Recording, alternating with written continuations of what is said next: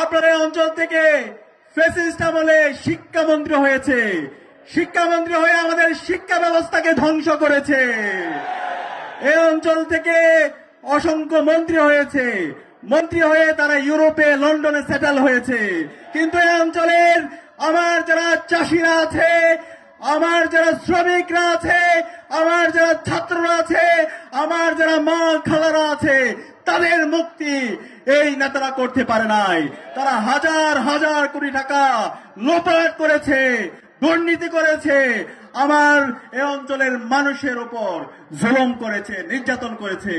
সেখানে আমি আজকের এই ঐতিহাসিক বিশাল সমাবেশ থেকে দীপ্ত কণ্ঠে ঘোষণা করছি, আসন্ন নির্বাচনে জননেতা সেলিম উদ্দিন ভাইকে এই অঞ্চলের মানুষের ন্যায়ের জন্য, ইনসাফের জন্য, অধিকার আদায়ের জন্য আমাদেরকে বিজয়ী করতে হবে।